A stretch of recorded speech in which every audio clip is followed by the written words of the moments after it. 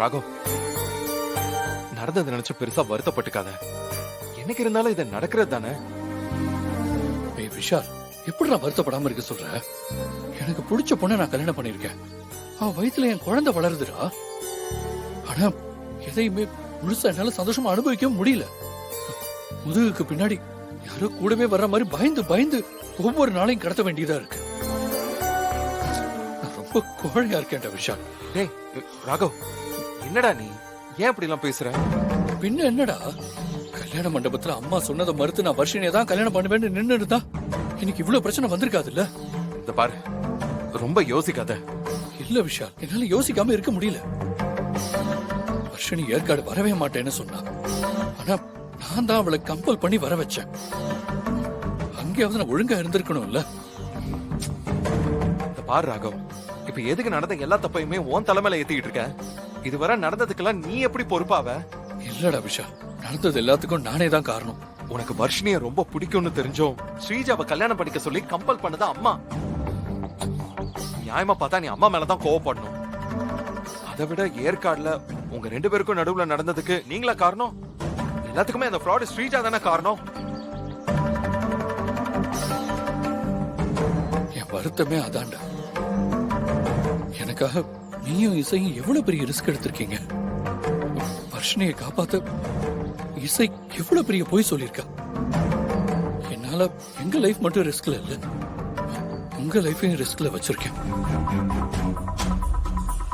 அத நினைச்சாதான் ரொம்ப வருத்தமா இருக்கு விஷால்.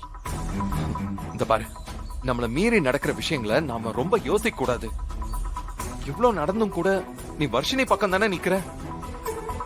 இந்த பாரு, மனசு விட்டுறாத, தைரியமா இரு. எல்லாத்துக்குமே சீக்கிரம் ஒரு சொல்யூஷன் கிடைக்கும். இந்த மென்டல் டார்ச்சருக்கு எப்பதான் ஒரு முடிவு வரும்னு எனக்கு தெரியலடா. என்னால சுத்தமா முடியல. வர்ஷினியை கல்யாணம் பண்ணிக்கிட்டதுக்கா சந்தோஷப்படுறதா, இல்ல இப்படி ஒரு மோசமான சூழ்நிலையில கல்யாணம் நடந்திருக்க கூடாதுன்னு வருத்தப்படுறதா? என் மைண்ட் ஃபுல்லா பிளாங்கா இருக்குடா.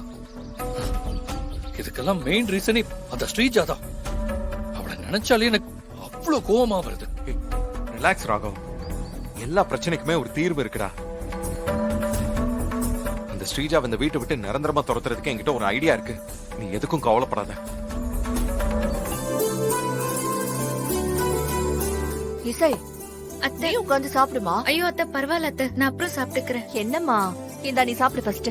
அத்தை சாப்பிடு, எவ்வளவு லேட் ஆயிடுச்சு பாரு.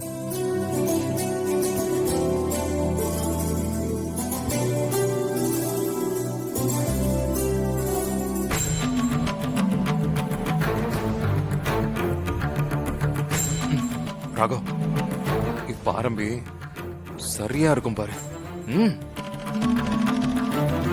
அம்மா, அடுத்த வாரம் அமெரிக்கால இருந்து என் ஃப்ரெண்ட் ஒருத்தர் வராருமா. அவர் ரொம்ப ஃபேமஸான ஐ ஸ்பெஷலிஸ்ட். அவர் வந்த உடனே வேலையா அசோக் அவர்கிட்ட கூட்டிட்டு போய் காட்டலான்னு பிளான் பண்ணிருக்கேன். அப்படியா? ரொம்ப நல்ல விஷயம்.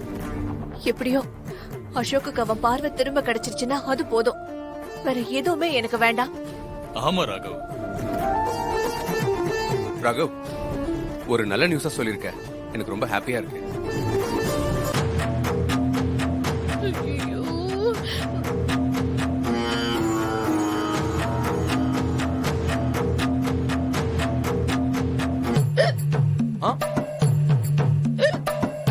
என்னாச்சு சிந்தாமணி?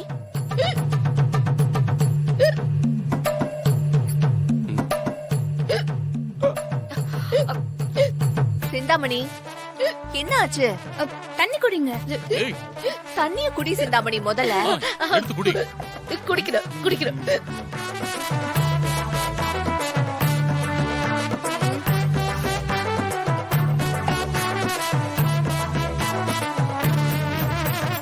பயத்தை வெளிக்காட்டாதீங்கன்னு உங்களுக்கு எத்தனை தடவை சொல்லிருக்கேன். இப்படி பயந்து எல்லார்கிட்டயும் மாட்டி விட்டுருவீங்க போல இருக்கு. ராகவ் என்கிட்டயும் ஐ ஸ்பெஷலிஸ்ட பத்தி சொல்லிருக்கான். நான் விசாரிச்ச வரைக்கும் அவரு நல்ல கைராசியான டாக்டர்மா. பாருங்களேன், அசோக்குக்கு டெஃபினட்டா பார்வை வந்துரும். எப்படியோடா விஷால், கடவுள் புண்ணியத்துல என் பிள்ளைக்கு பார்வை வந்துட்டா அதுவே எனக்கு போதும். சரி விஷால், அப்படியே அவ ஃபோன் பண்ணாலும் இப்ப அடுத்து என்ன நடக்க போகுது? இசை, ஸ்ரீஜா இப்போ அசோக் இருக்கிற ரூமுக்கு போய் அந்த போனை எடுக்கணுங்கிறது தான் என்னோட பிளான். அவ அந்த நம்பருக்கு போன் பண்ணி என்ன மிரட்ட பாப்பா, என்ன வச்சே அசோக்கோட கதையை முடிக்கலான்னு அவ நினைப்பா. ஆனா அவ தப்பு பண்றத நான் ரகசியமா வீடியோ எடுத்து அம்மா கிட்டயும் போலீஸ் கிட்டயும் மாட்டி விட்டுருவேன். அவ்வளவுதான், அவ கதை அதோட முடிஞ்சது. பிளான் எல்லாம் சரிதான் விஷால். ஆனா அசோக் உயிரை வச்சு இந்த ரிஸ்க் நம்ம எடுக்கணுமா? அசோக் ஏதாவது ஆச்சுன்னா அப்புறம் நம்ம என்ன பண்றது? ஏய் இசை, என்ன பத்தி உனக்கு தெரியாதா இசை? இவ்வளவு தூரம் யோசிச்சவன் அசோக்கோட சேஃப்டியை பத்தி கொஞ்சம் கூட யோசிக்காம இருப்பனா என்ன?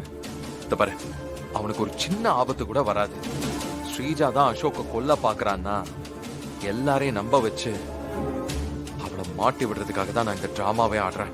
விஷால், இருந்தாலும் இது ரொம்ப ரிஸ்கான ஒரு விஷயம். ஏய் இசை, நாம இந்த மாதிரி ரிஸ்கா ஏதாவது யோசிச்சாதான் ராகவர்ஷினி விஷயத்துல நமக்கு ஒரு சொல்யூஷன் கிடைக்கும்.